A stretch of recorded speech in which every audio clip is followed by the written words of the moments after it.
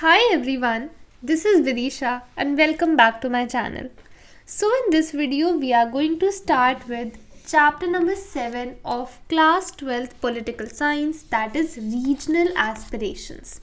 Alright, so बहुत important chapter है and काफ़ी lengthy chapter है ये. But in this video, I will explain this complete chapter through handwritten notes and points. तो पूरा chapter बहुत easily अच्छे से cover हो जाएगा, ठीक है? But you have to make sure कि आप video पूरी देखो और अच्छे से समझो and keep highlighting the important points along with me. Alright, so let's start with the chapter now. अब chapter का नाम देखो क्या बोलता है, regional aspirations, ठीक है? अब 1947 के बाद जब इंडिया हमारी आज़ाद हुई 1947 में आफ्टर इंडिपेंडेंस, तो काफ़ी सारे रीजन्स थे. हमने चैलेंजेस ऑफ नेशन बिल्डिंग में देखा कि काफ़ी सारे रीजन्स थे इंडिया में जो कि इंडियन यूनियन का पार्ट नहीं बनना चाहते थे. They wanted to remain as independent nations और independent states, right? But somehow after 1947 इन स्टेट्स को, इन रीजन्स को अकोमोडेट करा गया इंडियन यूनियन में. बट स्टिल भाई, अगर हम इंडिया की डाइवर्सिटी देखते हैं स्पेशली लैंग्वेज की टर्म्स में, तो बहुत ज़्यादा डाइवर्सिटी है, वास्ट डाइवर्सिटी है, ठीक है? एंड इतने सारे डाइवर्स लोगों का एक साथ रहना, ठीक है, हम ये बोल सकते हैं कि 2-3 ऐसे कम्युनिटीज़ जो कि अलग अलग लैंग्वेज बोल रही हैं और वो एक साथ रहती हैं, देन डेफिनेटली मैटर्स थोड़े कॉम्प्लिकेटेड हो जाते हैं. कई बार उन पर्टिकुलर रीजन के इंटरेस्ट्स इंडियन यूनियन के साथ मैच नहीं होते थे, राइट? सो इसीलिए ये जो डिफरेंट रीजन्स हैं, व्हाट वर देयर एस्पिरेशंस, इनको चाहिए क्या था, क्यों इंडिया में काफ़ी सारी मूवमेंट्स हो रही थी 1980s में इन पर्टिकुलर रीजन्स. तो ये सारी चीज़ें हम इस चैप्टर में देखने वाले हैं and it is definitely going to be a very interesting chapter, ठीक है? अब सो 1980s को हम यहाँ बोल सकते हैं कि भाई यहाँ पे काफ़ी सारी रीजनल एस्पिरेशंस थे फॉर ऑटोनमी. मतलब स्टेट्स को क्या चाहिए थी, ऑटोनमी चाहिए थी, इंडिपेंडेंस चाहिए थी कि भाई जो इंडियन यूनियन है उसका कोई इन्वॉल्वमेंट नहीं रहेगा हमारी स्टेट में. वी वांट ऑटोनमी, ठीक है? और ये ऑटोनमी लेने के लिए इन स्टेट्स ने आर्म्स का भी यूज़ करा, ठीक है भाई, वॉयलेंस वगैरह करे, आर्म्ड फोर्सेस यहाँ पे आई. अब जब वॉयलेंस हो रहा है एक पर्टिकुलर रीजन में, देन गवर्नमेंट भी डेफिनेटली रिस्पॉन्ड करेगी. So there was repression by government, है ना? और इसी के साथ साथ there was collapse of electoral and political progress. Exactly भाई, जो नॉर्मल हमारे डेमोक्रेटिक इलेक्टोरल प्रोसेसेस होते हैं उनका भी यहाँ पे कोलैप्स हुआ, ठीक है? सो वो भी यहाँ पे काफ़ी ज़्यादा डिस्टर्ब हो रहे थे इस टाइम पीरियड में. सो ये काफ़ी ज़्यादा डिस्टर्बिंग टाइम पीरियड रहा है 1980s वाला, ठीक है? बट यहाँ हमें ये देखना है कि जब हम बोल रहे हैं कि भाई इंडिया में इतनी ज़्यादा डाइवर्सिटी है, तो इंडिया का क्या अप्रोच था towards this diversity, very important, ठीक है? So Indian approach, what was the Indian approach, ठीक है? अब जब हमने कॉन्स्टिट्यूशन पढ़ा उसमें हमने देखा प्रोसेस ऑफ नेशन बिल्डिंग, है ना? किस तरह से इंडियन यूनियन में जो स्टेट्स इंडियन यूनियन का पार्ट नहीं बनना चाह रही थी उनको अकोमोडेट किया गया, है ना? तो यहाँ पे हमने डाइवर्सिटी को देखा कि भाई बहुत ज़्यादा डाइवर्सिटी है. बट एक basic principle of Indian approach to diversity ये है कि भाई किसी भी रीजन को, किसी भी लिंग्विस्टिक ग्रुप को उसके कल्चर को मेंटेन करने से, उसके कल्चर को रिटेन करने से, उसके ट्रेडिशन को प्रैक्टिस करने से रोका नहीं जाएगा. So very important, Indian nation shall not deny the rights of different regions and linguistic groups to retain their own culture. So यहाँ पे किसी भी ग्रुप पे कोई भी पाबंदी नहीं लगाई जाएगी अपने कल्चर को प्रैक्टिस करने के लिए. Alright, so we decided to live a united social life without losing the distinctiveness of the numerous cultures that constituted it. किसी भी particular culture को undermine यहाँ पे नहीं करा गया. Got it? एंड अगर हम इंडियन नेशनलिज्म की बात करते हैं तो इंडियन नेशनलिज्म में भी हमारे 2 बेसिक पिलर्स थे, 2 बेसिक प्रिंसिपल्स थे. क्या थे? Unity and diversity. Yes, we accept कि इंडिया में बहुत ज़्यादा डाइवर्सिटी है, but we have to find unity in this diversity. इस डाइवर्सिटी को हमें यूनाइटेड करके चलना है, यूनाइट करके चलना है, राइट? अब ये जो हमारा इंडियन अप्रोच था ना डाइवर्सिटी के लिए, कि भाई कोई भी रीजन को, कोई भी पर्टिकुलर ट्रेडिशन को, कल्चर को हम अंडरमाइन नहीं करेंगे, सबको इक्वल रखेंगे, ये अप्रोच काफ़ी डिफरेंट था फ्रॉम यूरोपियन कंट्रीज़। बिकॉज होता क्या था कि यहाँ पे जो यूरोपियन कंट्रीज़ हैं वो कहीं ना कहीं फेवर करती थी, ठीक है, वो कहीं ना कहीं पार्शियल थी किसी पर्टिकुलर ग्रुप के लिए।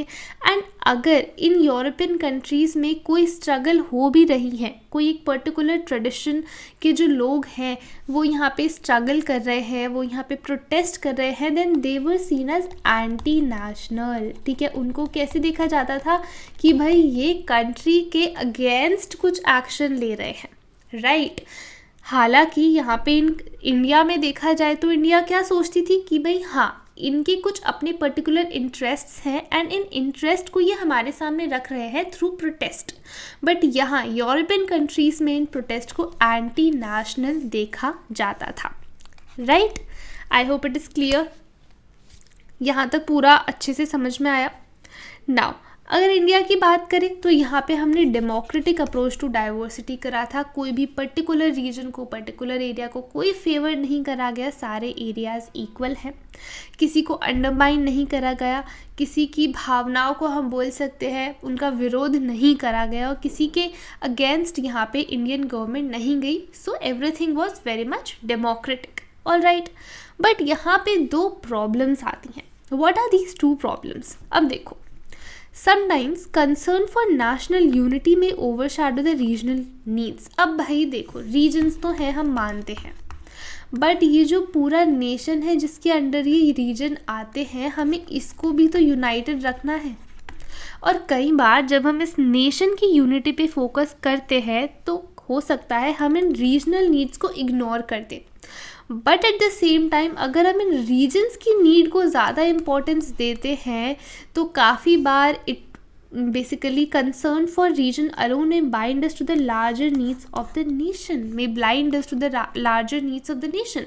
अगर हम इन रीजन्स पे ज़्यादा फोकस करते हैं तो हो सकता है जो ऑल ओवर नेशन की यूनिटी है वो कहीं ना कहीं हम इग्नोर कर रहे हैं या उसको कहीं ना कहीं हम अंडरमाइन कर रहे हैं। सो यहाँ पे हम ये देखते हैं कि इन दो चीज़ों के बीच में हमें बैलेंस बना के चलना पड़ेगा कि भाई ज़्यादा नेशन को भी फेवर ना करा जाए और ज़्यादा रीजन्स को भी फेवर ना करा जाए।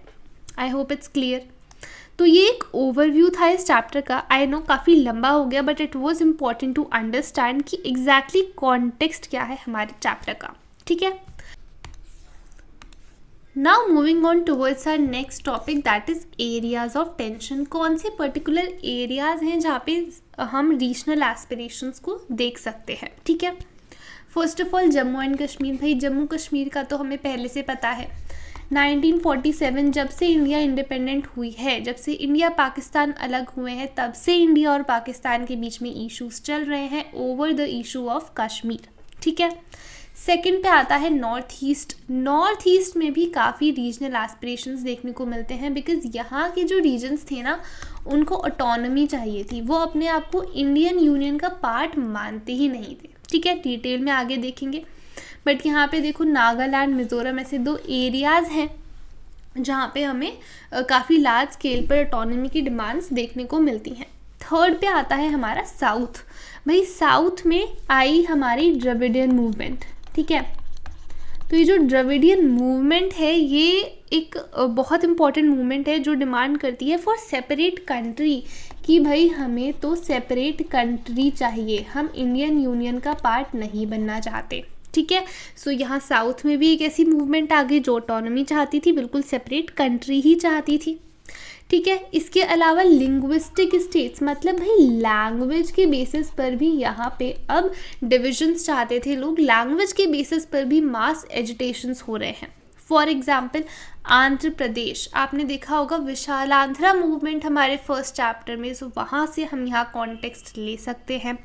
कर्नाटका, पंजाब एंड हरियाणा, महाराष्ट्र, गुजरात, ये ऐसी स्टेट्स हैं जो कि लिंग्विस्टिक बेसिस पर क्रिएट करी गई थी, ठीक है।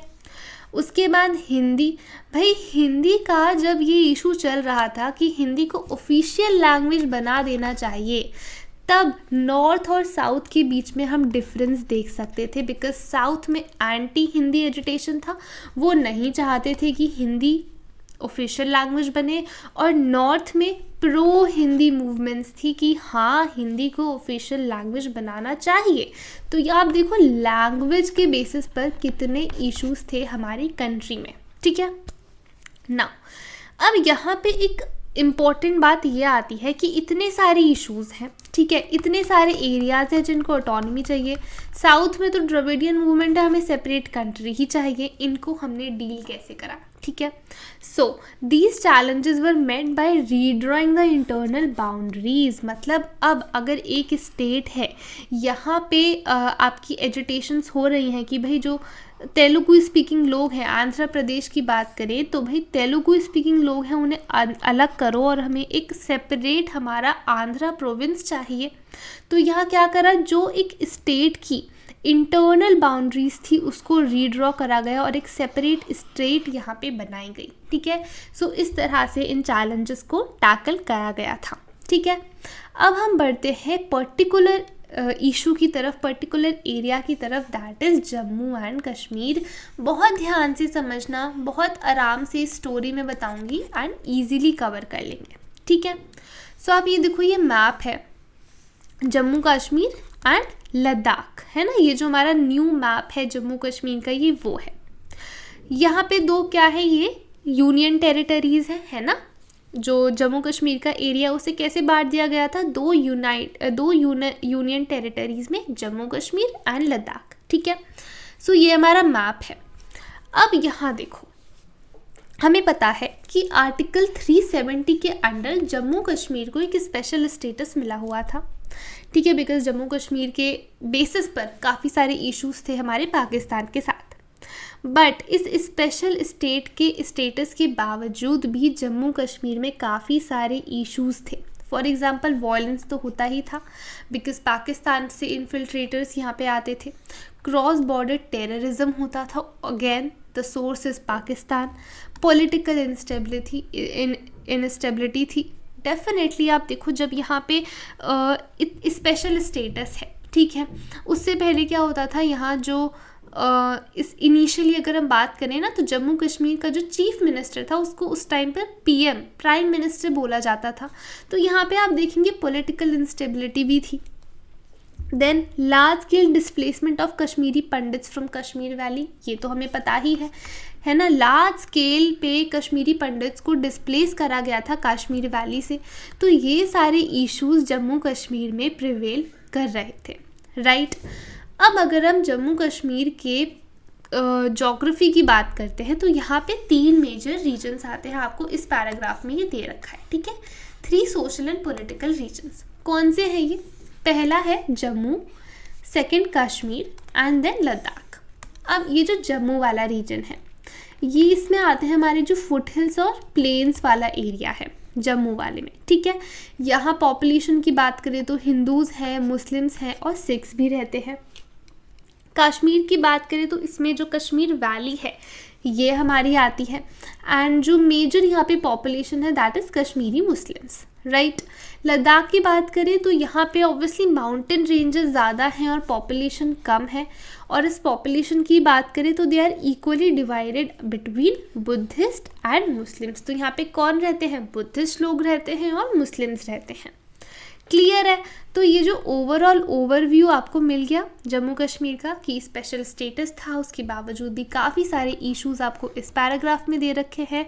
सो देखो, मैं साथ साथ बताती जा रही हूँ सो दैट आपको क्लैरिटी रहे कि कौन सी चीज़ आपकी बुक में कहाँ पे है, and I hope you are marking the important points along with me, ठीक है। अब यहाँ देखो, रूट्स ऑफ द प्रॉब्लम। हम बोल रहे हैं भाई जम्मू कश्मीर में बहुत ज़्यादा वायलेंस था, काफ़ी सारे इश्यूज थे। ये इश्यूज इमर्ज कहाँ से हुए, रूट क्या थी इस प्रॉब्लम की? तो यहाँ देखो, 1947 से पहले जम्मू कश्मीर एक प्रिंसली स्टेट थी। इसके जो राजा थे उनका नाम था महाराजा हरी सिंह। जब इंडिया इंडिपेंडेंट हुई और ये क्वेश्चन आया कि भाई ये जो जम्मू कश्मीर है, इसके जो ये राजा है महाराजा हरी सिंह, क्या ये इंडिपेंडेंट रहना चाहते हैं या ये इंडियन यूनियन के साथ मर्ज होना चाहते हैं। इन्होंने बोला कि नहीं भाई, मुझे तो इंडिपेंडेंट स्टेट रखनी है, मुझे इंडियन यूनियन का पार्ट बनना ही नहीं है। यहाँ तक समझ में आ गया। अब हुआ क्या कि इंडिपेंडेंस के बाद, पार्टीशन के बाद जो पाकिस्तानी लीडर्स थे, देखो यहाँ से हमारा असली इशू स्टार्ट होता है। जो पाकिस्तानी लीडर्स थे उन्होंने ये क्लेम करा कि भाई कश्मीर पाकिस्तान को बिलोंग करता है। क्यों? बिकॉज़ यहाँ पे जो मेजर पॉपुलेशन है वो मुस्लिम पॉपुलेशन है, ठीक है। एंड इसीलिए उन्होंने बोला कि भाई क्योंकि यहाँ ज़्यादातर लोग मुस्लिम्स रहते हैं तो ये तो एरिया पाकिस्तान का होना चाहिए। बट जो कश्मीरी मुस्लिम्स थे, जो कश्मीरीज थे ना, वो अपने आप को मुस्लिम्स एज सच नहीं मानते थे। They used to say that we are Kashmiris above all. Rather than identifying ourselves on the basis of religion, we will identify ourselves as Kashmiris. ठीक है, ना तो हम पाकिस्तान के पार्ट हैं, ना ही इंडिया के पार्ट हैं। और ये जो इनका नोशन था, ये जो इशू था, इसे बोला जाता था कश्मीरियत। इस रीजनल एस्पिरेशन को नाम दिया गया कश्मीरियत, ठीक है। आई होप ये आपको याद रहेगा, ये MCQ के पर्पज से इम्पॉर्टेंट है, ठीक है। Moving on towards our not next but further in the story। अब देखो नया कैरेक्टर आता है यहाँ पे। यहाँ तक समझ में आया क्या इशू था? शेख अब्दुल्ला, यहाँ पे एक पार्टी थी नेशनल कॉन्फ्रेंस, ठीक है। इसके लीडर थे शेख अब्दुल्ला। अब ये जो शेख अब्दुल्ला है, इन्होंने एक मूवमेंट लीड करी टू गेट रिड ऑफ महाराजा। जो महाराजा हरी सिंह है, इन्हें हटाना चाहते थे ये, ठीक है। But he was against joining Pakistan, कि भाई हाँ, ये जो महाराजा है इन्हें तो हमें गद्दी से हटाना है, इन्हें तो अपनी पोजीशन से हटाना है, बट हम पाकिस्तान को ज्वाइन नहीं करेंगे, हम इंडिपेंडेंट स्टेट की तरह ही रहना चाहते हैं। But what ultimately forced Maharaja to sign the instrument of accession with India. Instrument of accession क्या है? आप थोड़ा सा चैप्टर 1 में जाइए, अगर आपने वीडियो नहीं देखी है, I have already made a video on that, then go and watch it. Basically instrument of accession अगर कोई प्रिंसली स्टेट का रूलर साइन करता था, इसका मतलब ये था कि भाई अब वो ऑफिशियली इंडियन यूनियन में मर्ज हो चुका है, इंडियन यूनियन का पार्ट बन चुका है, ठीक है। अब हुआ क्या? अक्टूबर 1947 में पाकिस्तान इंडिया पे अटैक करता है। It send tribal infiltrators into Kashmir to capture Kashmir, कि भाई कश्मीर को कैप्चर कर लो। कब? अक्टूबर 1947 में। अब जब यहाँ पे अटैक हो रहा है तो महाराजा के पास एक इकलौता क्या रास्ता बचता है कि वो इंडियन मिलिट्री से मदद मांगे, है ना। अब इंडियन गवर्नमेंट क्या बोलती है कि हाँ भाई हम तुम्हें मदद तो देंगे, we will provide you help, but उसके बदले तुम्हें पहले क्या करना पड़ेगा? जम्मू कश्मीर को इंडिया में मर्ज करना पड़ेगा, इंस्ट्रूमेंट ऑफ एक्सेशन साइन करना पड़ेगा। एंड फाइनली महाराजा ने इंस्ट्रूमेंट ऑफ एक्सेशन साइन यहाँ पे करा। बट ये जो अटैक हुआ ना, ये जो इन्फिल्ट्रेटर्स भेजे गए, इसका एक बहुत सीवियर कॉन्सिक्वेंस ये हुआ कि एक area of the state Jammu and Kashmir वो पाकिस्तान के अंडर आ गया, ठीक है। सो अब एक पर्टिकुलर एरिया जो है वो पाकिस्तान के अंडर आ चुका था। अब इस इशू को यूनाइटेड नेशंस में ले जाया गया, UN इंटरवेंशन यहाँ पे होता है, ठीक है। अब यूनाइटेड नेशंस 21 अप्रैल 1984 को एक रिजोल्यूशन देती है, ठीक है, कि how you can resolve this issue. UN ने 3 स्टेप प्रोसेस बताए कि भाई ये 3 स्टेप्स आपको फॉलो करने हैं to achieve resolution on this particular issue. UN ने क्या एडवाइस करा, क्या सजेस्ट करा? उसने बोला पहली चीज़, जो पाकिस्तान है उसने जो भी इन्फिल्ट्रेटर्स भेजे हैं इंडिया में, एंटायर नेशनलिटीज़ जो कि कश्मीर में गई हैं उनको विड्रॉ करो, पहली चीज़। सेकंड, जो इंडिया की वहाँ पे आर्म्ड फोर्सेस हैं आप उनको वहाँ से विड्रॉ करो ताकि वहाँ पे नॉर्मल जो लॉ एंड ऑर्डर है उसको मेंटेन कर पाएँ। Third, plebiscite. प्लेबिसाइट क्या होता है? प्लेबिसाइट होता है कि आप यहाँ पे लोगों का कंसेशन लोगे, लोगों का यहाँ पे आप मत लेंगे कि क्या जो जनता है वो इंडिया का पार्ट बनना चाहती है। बेसिकली हम बोल सकते हैं यहाँ पे एक ओपन वोटिंग होती है कि what is the view of the citizens of that particular state कि भाई क्या वो इंडिया के साथ मर्ज होना चाहते हैं या नहीं। तो यहाँ यूएन बोलती है कि भाई एक प्लेबिसाइट होगा ताकि एक ओवरऑल हमें जो लोगों की प्रेफरेंस है वो पता लग सके। ठीक है, नाउ अब होता क्या है, अब हम आते हैं यहाँ पे ये जो प्रोसेस बताया ना, इसके बेसिस पर भी कोई ऐसा बड़ी प्रोग्रेस अचीव नहीं हुई। ठीक है, अभी भी इशू वैसा का वैसा ही था। अब फाइनली क्या होता है, मार्च 1948 में शेख अब्दुल्ला बन जाते हैं prime minister of Jammu and Kashmir.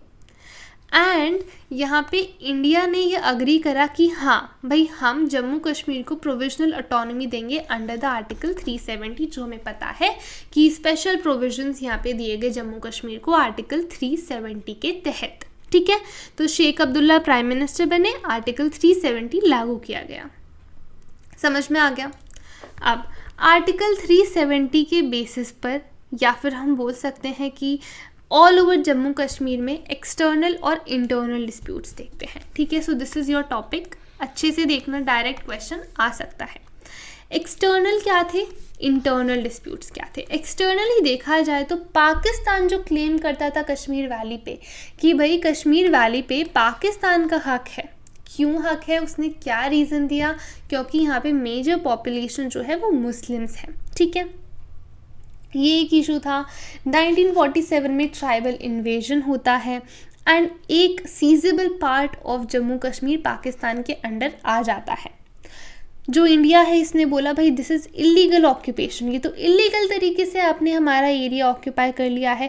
But Pakistan ने बोला कि भाई नहीं, ये कोई इलीगल ऑक्यूपेशन नहीं करा है, दिस इज़ आज़ाद पाकिस्तान। ठीक है, जो कश्मीर पे इंडिया ने कब्ज़ा कर लिया है ये उसका पार्ट है जिसे उन्होंने आज़ाद पाकिस्तान बोला। तो ये तो हो गए हमारे एक्सटर्नल डिस्प्यूट जो कि पाकिस्तान के साथ चल रहे हैं। ठीक है, इंटरनली क्या डिस्प्यूट्स थे, इंटरनल डिस्प्यूट्स आते हैं कि जो कश्मीर का जो स्टेटस है विद इन इंडियन यूनियन, मतलब जो उसे स्पेशल प्रोविजंस दिए गए हैं आर्टिकल 370 के अंडर, उसके बेसिस पर जो लोग जम्मू कश्मीर से बिलोंग नहीं करते थे, जम्मू कश्मीर के बाहर रहते थे, दूसरी स्टेट्स में थे, उन्होंने बोला कि जो आर्टिकल 370 है it did not allow full integration with in Indian union. मतलब तुमने जो आर्टिकल 370 लागू कर दिया है तो जम्मू कश्मीर एक पूरी तरह से इंडियन यूनियन का पार्ट तो बन ही नहीं पाई, इंडियन स्टेट तो बन ही नहीं पाई, है ना। दूसरी चीज़ ये बोलते हैं कि भाई आपको जम्मू कश्मीर को बिल्कुल दूसरी जो स्टेट्स हैं उनकी तरह ही ट्रीट करना चाहिए। Why to give special provision जब वो इंडियन यूनियन का पार्ट है, इंडियन स्टेट है। सो उन्हें ये आर्टिकल 370 काफ़ी अनफेयर लगता था। वेयरएज अगर हम कश्मीरीज़ की बात करें तो उन्हें लगता था कि भाई जो आर्टिकल 370 में हमें ऑटोनॉमी दी गई है वो भी इनफ नहीं है, वो ऑटोनॉमी जो है वो एफिशिएंट नहीं है, इफ़ेक्टिव नहीं है। और इनके 3 मेजर ग्रीवांसेस थे। इन्होंने बोला कि जब प्लेबिसाइड का प्रॉमिस करा गया था, प्लेबिसाइड की रिकमेंडेशन भी दी गई थी, तो पहली बात तो तुमने भाई प्लेबिसाइड नहीं कराया। दूसरी चीज़ जो आर्टिकल 370 है वो कॉन्स्टिट्यूशन में तो है, बोलने को तो लागू कर रखा है, but in practice on ground article 370 का कोई महत्व है ही नहीं। It has been eroded in practice. और इसीलिए वो क्या बोलते थे कि हमें ग्रेटर स्टेट ऑटोनॉमी चाहिए, जो इस आर्टिकल के अंडर ऑटोनॉमी है that is not enough, right. And they said कि भाई अगर डेमोक्रेसी की बात करें तो बाकी स्टेट की तरह जम्मू कश्मीर में डेमोक्रेसी नहीं है। जिस तरह से इंडियन गवर्नमेंट ने दूसरी स्टेट में डेमोक्रेसी लागू कर रखी है वैसे जम्मू कश्मीर में डेमोक्रेसी नहीं है। ठीक है, ये internal external disputes I hope clear है। Now politics since 1948। 1948 में कौन, शेख अब्दुल्ला प्राइम मिनिस्टर बने थे ना। अब यहाँ से क्या पॉलिटिक्स जम्मू कश्मीर में होती हैं हम ये देखने वाले हैं। सो पॉलिटिक्स सिंस 1948। तो जब शेख अब्दुल्ला प्राइम मिनिस्टर बनते हैं तो इन्होंने कुछ लैंड रिफॉर्म्स यहाँ पे ऑर्गेनाइज करे, लैंड रिफॉर्म्स इम्प्लीमेंट करे और काफ़ी कुछ पॉलिसीज़ यहाँ पे इम्प्लीमेंट करी जिन्होंने ऑर्डिनरी सिटीजन्स को, ऑर्डिनरी लोगों को काफ़ी ज़्यादा बेनिफिट करा। बट यहाँ क्या हो रहा था, शेख अब्दुल्ला और सेंट्रल गवर्नमेंट के बीच में ना डिफरेंसेस बढ़ रहे थे। ठीक है, गैप यहाँ पे बढ़ रहा था।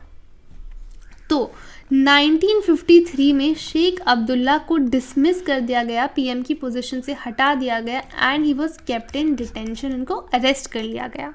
ठीक है, अब जो शेख अब्दुल्ला के बाद जो लीडरशिप आई उसको इतना ज़्यादा पॉपुलर सपोर्ट नहीं मिला। क्यों? बिकॉज कहीं ना कहीं ये जो सपोर्ट था इसमें कांग्रेस का भी सपोर्ट था, कांग्रेस का हाथ था, और जम्मू कश्मीर के जो लोग हैं उन्हें ऑटोनॉमी चाहिए थी, वो नहीं चाहते थे कि कांग्रेस का इंटरवेंशन रहे हमारी पॉलिटिक्स में।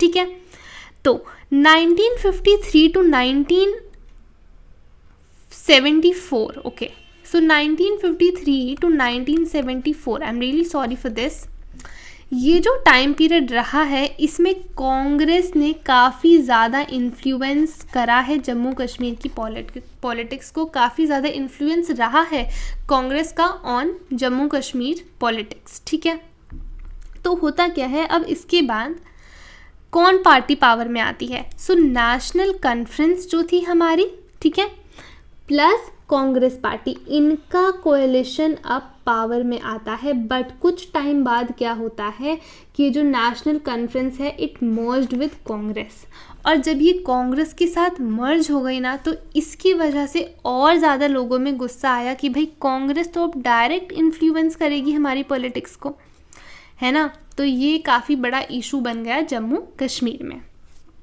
अब जब कांग्रेस का इतना ज़्यादा इन्फ्लुएंस था तो 1965 में क्या डिसीजन लिया गया कि भाई अब जो जम्मू कश्मीर का चीफ मिनिस्टर है उसको प्राइम मिनिस्टर नहीं बोलेंगे, उसको चीफ मिनिस्टर बोला जाएगा। और इस हिसाब से पहले चीफ मिनिस्टर कौन बनते हैं जम्मू कश्मीर के? Ghulam Mohammad Sadiq. He became the first CM of Jammu Kashmir. यहाँ तक क्लियर है? I hope it's clear. अब देखो होता क्या है, 1947 में इंदिरा गांधी और शेख अब्दुल्ला के बीच में अग्रीमेंट होती है।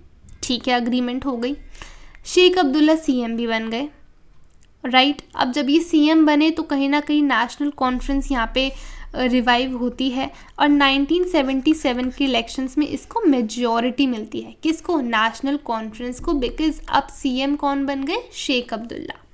ठीक है, तो काफ़ी अच्छी मेजॉरिटी से नेशनल कॉन्फ्रेंस ने 1977 का इलेक्शंस जीता। बट होता क्या है, 1982 में शेख अब्दुल्ला की डेथ हो जाती है और इनकी डेथ के बाद his son named Farooq Abdullah ये यहाँ पे सीएम बनते हैं। बट कुछ टाइम बाद he was dismissed by the government, और जब इन्हें डिसमिस कर दिया गया बाय द गवर्नर तो अब break away section of National Conference, मतलब हम देख सकते हैं नेशनल कॉन्फ्रेंस में कहीं ना कहीं स्प्लिट हो गया है। तो एक particular section of National Conference came to power and there was large scale resentment among Kashmiris. ठीक है, क्यों रिजेंटमेंट था कि भाई सेंटर क्यों हमारी पॉलिटिक्स में इन्वॉल्व हो रहा है, जब आर्टिकल 370 के अंडर हमें ऑटोनॉमी दी गई है, then why is centre influencing our politics, right. और 1986 के जो इलेक्शंस हुए यहाँ पे कांग्रेस और नेशनल कॉन्फ्रेंस का अलायंस पावर में आया। ठीक है, तो यहाँ हम देख सकते हैं कि जब नेशनल कॉन्फ्रेंस और कांग्रेस मर्ज भी हो गए थे तो उसने भी काफ़ी ज़्यादा यहाँ पे रिजेंटमेंट और काफ़ी ज़्यादा एंगर कॉज करा था लोगों में। यहाँ तक अच्छे से समझ में आया। अब इंसर्जेंसी एंड आफ्टर, अब 1987 के जब इलेक्शंस होते हैं, ठीक है, तो हमने यहाँ देखा कि 1986 में नेशनल कॉन्फ्रेंस और कांग्रेस ने अपना अलायंस बना लिया। ठीक है, तो 1987 के जो इलेक्शंस हुए हैं इसमें नेशनल कॉन्फ्रेंस और कांग्रेस मेजॉरिटी में आए और फ़ारूक अब्दुल्ला चीफ मिनिस्टर बन गए।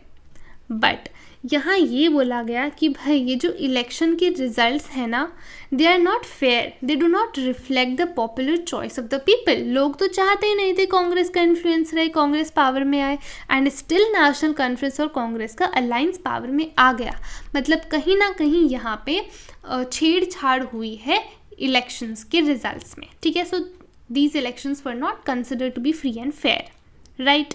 सो there was popular resentment among people. ठीक है, जो भी क्यों यहाँ पे बोला गया कि पहली चीज़ तो जो डेमोक्रेटिक प्रोसेसेस हैं वो एफिशिएंटली फॉलो नहीं करे जा रहे, एफिशिएंट इनएफिशिएंट एडमिनिस्ट्रेशन एफिशिएंटली यहाँ पे नहीं हो रही है, कहीं ना कहीं घोटाला कुछ ना कुछ हो रहा है, कुछ ना कुछ इशू जम्मू कश्मीर में प्रेवलेंट है, ठीक है। सो लोग बहुत ज़्यादा गुस्सा थे गवर्नमेंट से। अब होता क्या है, राइज ऑफ इंसर्जेंसी हम देखते हैं। हुआ क्या कि 1989 में मिलिटेंट मूवमेंट होती है जम्मू कश्मीर में, ठीक है। कब? 1989 में। अभी हमने कौन से इलेक्शंस देखे भाई? 1987 के 2 साल बाद 1989 में होती है मिलिटेंट मूवमेंट। यहाँ पे जो मूवमेंट है ये क्या डिमांड करती है कि हमें सेपरेट कश्मीरी नेशन चाहिए, हमें इंडिया के साथ रहना ही नहीं है, ठीक है, हमें सेपरेट कश्मीरी नेशन बनाना है। एंड ये जो मूवमेंट है इसे काफ़ी ज़्यादा पाकिस्तान का सपोर्ट भी मिला, बिकॉज पाकिस्तान तो पहले से नहीं चाहता था कि जम्मू कश्मीर इंडिया का पार्ट बने, करेक्ट। अब यहाँ देखो, अब जब इतना ज़्यादा मिलिटेंट मूवमेंट हो रहा है कंट्री में, स्टेट में वायलेंस हो रहा है, तो यहाँ पे प्रेसिडेंट्स रूल इम्पोज कर दिए गए और armed forces of Jammu Kashmir में भेजी गई कि भाई तुम थोड़ा जाके संभालो, बिकॉज जब वायलेंस हो रहा है तो ऑब्वियसली देखो यहाँ पे आर्म्ड फोर्सेस की रिक्वायरमेंट होती है, तो प्रेसिडेंट रूल इम्पोज करा गया, आर्म्ड फोर्सेस को यहाँ भेजा गया। 1990 onwards there was extraordinary violence. क्यों वायलेंस हो रहा था? एक तो इंसर्जेंट्स, ठीक है, जो लोग मूवमेंट कर रहे थे वो वायलेंस कर रहे थे, और इस वायलेंस को रोकने के लिए आर्मी भी एक्शन ले रही थी, तो उधर से भी वायलेंस हो रहा था। तो इसलिए बोला गया है कि there was extraordinary violence in the country, in the region of Jammu Kashmir, ठीक है, क्लियर है। अब 1996 में इलेक्शंस होते हैं, ठीक है, और नेशनल कॉन्फ्रेंस पावर में आती है, जिसके लीडर कौन थे? फारूक अब्दुल्ला, ठीक है, 1996 में। नेशनल कॉन्फ्रेंस पावर में क्यों आई? Because it raise the demand for a separate state for Kashmir and regional autonomy. So इन्होंने यहाँ पे डिमांड रेज करी कि भाई हमें रीजनल ऑटोनमी चाहिए, हमें सेंटर का इंटरवेंशन, सेंटर की इन्फ्लुएंस बिल्कुल भी नहीं चाहिए, ठीक है। फिर 2002 में फिर यहाँ पे इलेक्शंस कंडक्ट करे जाते हैं, बट इस बार कौन पावर में आता है? There was a coalition government of People's Democratic Party and Congress. National Conference इस बार पावर में नहीं आ पाई, सो एक नई पार्टी इमर्ज हो रही है, पीडीपी, पीपल्स डेमोक्रेटिक पार्टी एंड कांग्रेस का अलायंस पावर में आया। फिर 2002 एंड बियॉन्ड, तो यहाँ से हमारा ये टॉपिक स्टार्ट होता है 2002 एंड बियॉन्ड। अब हुआ क्या, यहाँ पे 2002 के इलेक्शंस में कोएलिशन गवर्नमेंट पावर में आ गई। तो जैसा कि कोएलिशन गवर्नमेंट के रूल में डिसाइड करा गया होगा, मुफ्ती मोहम्मद पहले यहाँ पे सीएम बनते हैं फॉर फर्स्ट 3 ईयर्स, और उसके बाद गुलाम नबी आज़ाद यहाँ पे सीएम बनते हैं, बट वो अपनी टर्म कंप्लीट नहीं कर पाए, बिकॉज उससे पहले ही प्रेसिडेंट रूल लगा दिया गया जुलाई 2008 में, ठीक है।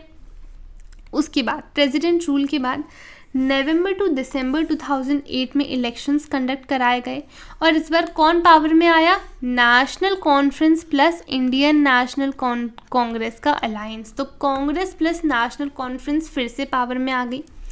Who was the leader? Omar Abdullah, mark this, ठीक है। सो 2009 से ओमर अब्दुल्ला ने रूल करना स्टार्ट कर दिया, बट यहाँ पे स्टिल हुर्रियत कॉन्फ्रेंस की वजह से, या फिर हम बोल सकते हैं और भी काफ़ी सारे इश्यूज थे जिसकी वजह से अभी भी यहाँ पे डिस्टर्बेंसेस हो रहे थे, ठीक है, अभी भी यहाँ पे पीस रिस्टोर नहीं हुआ था। फाइनली 2014 के इलेक्शंस में अब कौन सी गवर्नमेंट पावर में आई? 2014 में कौन सी गवर्नमेंट आई थी इंडिया में? Bharatiya Janata party, right. सो यहाँ पे अगेन कौन सी कोएलिशन गवर्नमेंट पावर में आई? PDP and BJP. तो थोड़ा सा आप ऑल्टरनेटिव याद रख सकते हो कि पहले नेशनल कॉन्फ्रेंस आई, फिर पीडीपी प्लस कांग्रेस का अलायंस आया, उसके बाद नेशनल कॉन्फ्रेंस प्लस कांग्रेस का अलायंस आया, उसके बाद बीजेपी प्लस पीडीपी का अलायंस आया, ठीक है। यहाँ पे लीडर थे मुफ्ती मोहम्मद सैयद, राइट। और जब मुफ्ती मोहम्मद सैयद के बाद कौन यहाँ पे सीएम बनती है? Sorry, he was not PM, he was CM, chief minister. इनके बाद महबूबा मुफ्ती यहाँ पे सीएम बनती हैं, and she was basically the first women chief minister of the state, जो कि अप्रैल 2006 में चीफ मिनिस्टर बनी थी।